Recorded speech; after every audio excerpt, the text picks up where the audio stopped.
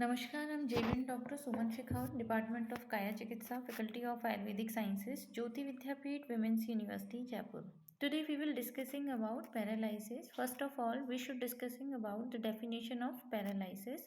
Paralysis is the loss of muscle function in part of your body. It happens when something goes wrong with the way masses pass between your brain and muscle. Paralysis can be complete or partial. It can occur on one or both sides of your body. It can also occur in just one area. If we are talking about complete paralysis, then you can say is when you can't move or control your paralyzed muscle at all. You also may not be able to feel something in those muscles. Partial paralysis is when you still have some feeling in or possibly control over your paralyzed muscle. This is sometimes called paresis. Localized paralysis affects just one specific area like your face, hand, feet, or vocal cord. Generalized paralysis is more widespread in your body and is grounded by how much of your body is affected. The type usually depend on where your brain or spinal cord is injured. You can see in this image monoplasia, hemiplasia, paraplasia, and quadriplasia. Type of paralysis. Hemiplasia is a condition caused by brain damage or spinal cord injury that leads to paralysis on one side of the body. It causes weakness, problems with muscle control and muscle stiffness. The degree of hemiplasia symptoms vary depending on the location and extent of the injury. If hemiplasia onset before birth, during birth, or within the first 2 years of life, it is known as congenital hemiplasia. If hemiplasia develops later in life, it is known as acquired hemiplasia. Hemiplasia is non-progressive. Once the disorder begins, symptoms doesn't get worse. Monoplasia and ekangghata, which affects only one arm or leg, cause compression of the nerve, motor neuron disease, cerebral palsy, cervical spondylosis. Hemiplasia or ardhanghat affects just one side of your body, is usually caused by a stroke which damage one side of your brain, cause trauma, intracranial function, thrombosis and hemorrhage. Paraplasia or ardhanghat, which affects both of your legs. Symptoms: disease of cord, motor neuron disease. Quadriplasia, which affects both of your arms and both of your legs, cause microcephaly, fracture dislocation of cervical spine, and hematomylia, cord hemorrhage. Hemiparesis versus hemiplasia. A person with hemiparesis experiences weakness or a slight paralysis on one side of their body.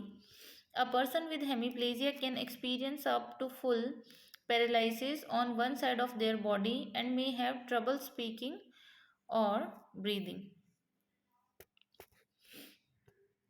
You can see the spastic hemiplasia patient in different symptoms. You can see arm and leg on one side hemiplasia, and both legs paraplasia, and both arm and both leg quadriplasia in these images. Hemiplasia symptoms.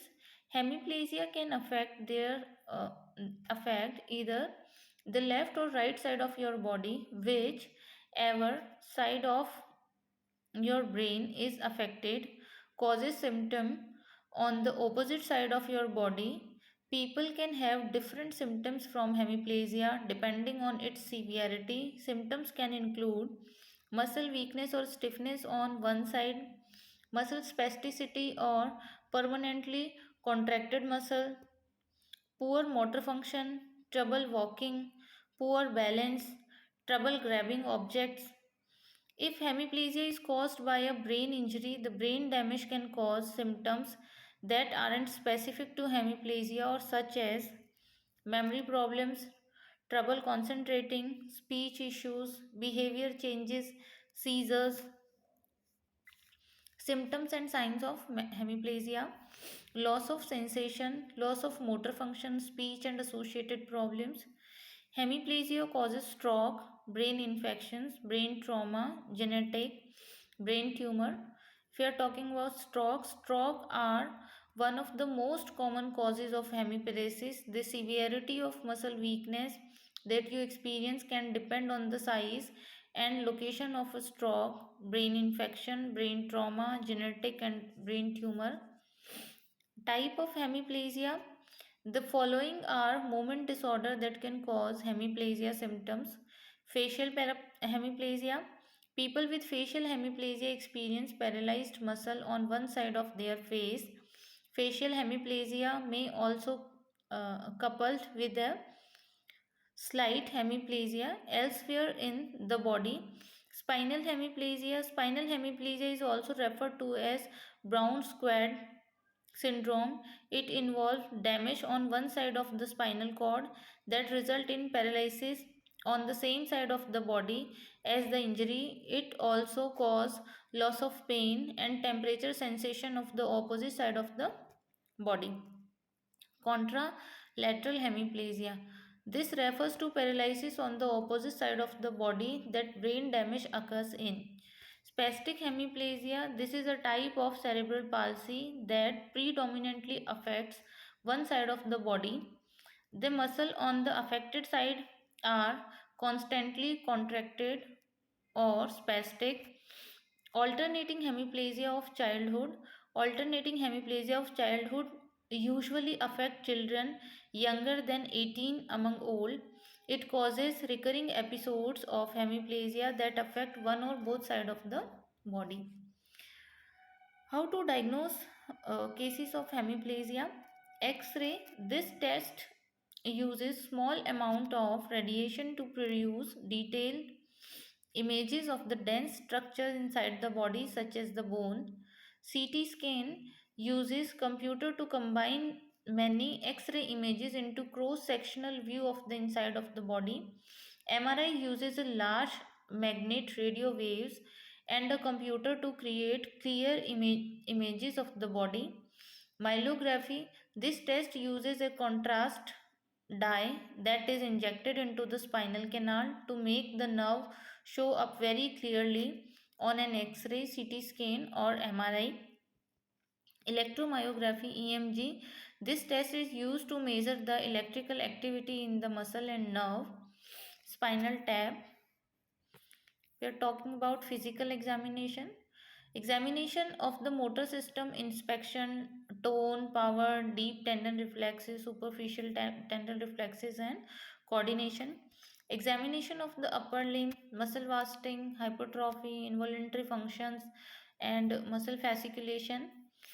And examination of sensory symptoms in sensory system: light touch, piece of cotton wool, tissue paper, sharp touch, pin prick, disposable pin, needle, temperature, vibration senses. If we are talking about motor examination, then tone is the resistance appreciated when moving a limb passively. Normal tone, hypotonia, central hypotonia, peripheral hypotonia, increased tone spasticity, corticospinal tract rigidity, basal ganglia, Parkinson's disease, dystonia, basal ganglia. Motor examination strength, Medical Research Council scale, you can see 5 out of 5 full strength and 4 out of 5 weakness with resistance, 3 out of 5 can overcome gravity only, can move limb without gravity, 1 out of 5 can activate muscle without limb, and 0 can't activate muscle. If we are talking about the treatment of the hemiplasia, then we can see physiotherapy also very good for treating hemiplasia. Treatment option of the hemiplasia depend on the cause of the hemiplasia and the severity of symptoms.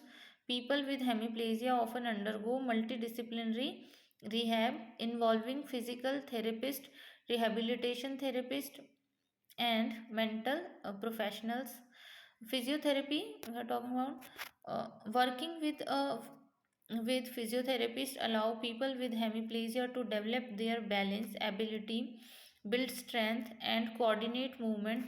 A physiotherapist can also help stretch out tight and spastic muscles.